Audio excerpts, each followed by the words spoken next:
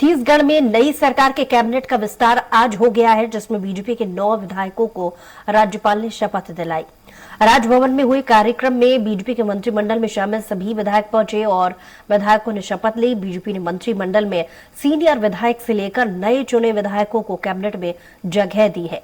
देखिए ये खास रिपोर्ट। पद की शपथ दिलाई में बीजेपी की लैंडस्लाइड विक्ट्री और दिल्ली में चले मंथन के बाद आखिरकार इंतजार खत्म ही हो गया, जब छत्तीसगढ़ के नए मंत्री यानी टीम विष्णु साय के 9 विधायकों ने आज मंत्री पद की शपथ ली। शपथ ग्रहण समारोह राजभवन में आयोजित किया गया, जहां राज्यपाल ने 9 विधायकों को मंत्री पद की शपथ दिलाई। लंबे मंथन के बाद दिल्ली समेत प्रदेश में चली बैठकों के बाद बीजेपी ने मंत्रिमंडल में वरिष्ठ से लेकर नवनिर्वाचित विधायकों के नाम शामिल किए हैं। मंत्रिमंडल में 8 बार चुने गए विधायक और रमन सिंह की 3 बार के कैबिनेट में शामिल रहे बृजमोहन अग्रवाल का नाम शामिल है, तो पहली बार भी चुने गए ओपी चौधरी और टंकराम वर्मा भी शामिल किए गए हैं।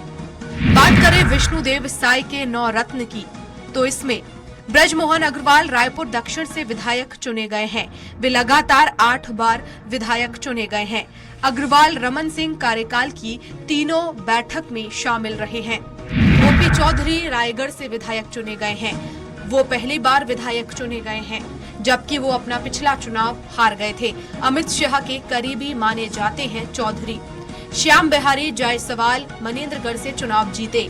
2010 से 2013 तक उपाध्यक्ष और जनपद पंचायत सदस्य रहे। इसके अलावा जिला पंचायत सदस्य भी रहे हैं श्याम बिहारी। वो 2013 में विधायक चुने गए, लेकिन 2018 में चुनावी हार का सामना करना पड़ा। 2023 में फिर चुनाव जीत विधानसभा पहुंचे। केदारनाथ कश्यप नारायणपुर से विधायक चुने गए हैं। उन्हें 2018 में चुनावी हार मिली थी।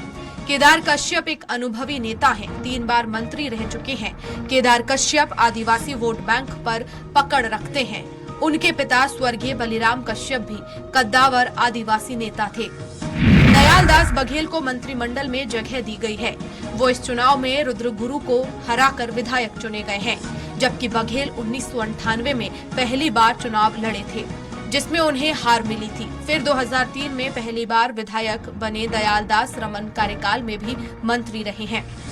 राम विचार नेताम बीजेपी का एक जाना माना चेहरा हैं। वो रामानुजगंज से विधायक चुने गए हैं। नेताम कॉलेज की पढ़ाई के दौरान छात्र राजनीति में आए। फिर 1990 में पहली बार बीजेपी से टिकट मिली और वो जीत हासिल कर 6ठी बार विधायक चुने गए। लखनलाल देवांगन कोरबा से विधायक चुने गए। देवांगन ओबीसी वर्ग पर पकड़ रखते हैं। वे पहले कोरबा निगम के महापौर भी रह चुके हैं। प्रदेश संगठन के बड़े पदों पर रहकर पार्टी के लिए काम किया। पार्टी ने भी उन्हें मौका दिया है। लक्ष्मी राजवाड़े पहली बार विधायक चुनकर आई हैं। लक्ष्मी राजवाड़े जिला पंचायत सदस्य भी रहीं। एग्रेसिव पॉलिटिकल स्टाइल के लिए जानी जाती हैं रजवाड़े। बीजेपी महिला मोर्चा की जिला अध्यक्ष भी हैं। आने वाले समय में और बढ़ेगा कद। टंकराम वर्मा बलौदाबाजार सीट से पहली बार चुने गए हैं विधायक। वो 1993 से सामाजिक राजनीतिक क्षेत्र में सक्रिय रहे। रामायण और भागवत करवाने के लिए पहचान मिली। पिछड़ा और ओबीसी वोट बैंक पर खासा असर रखते हैं वर्मा। भाटापारा जिले के ग्रामीण बीजेपी जिला अध्यक्ष रहे और पार्टी को मजबूत करने का काम किया। बीजेपी ने मंत्रिमंडल का विस्तार करने में काफी समय लिया।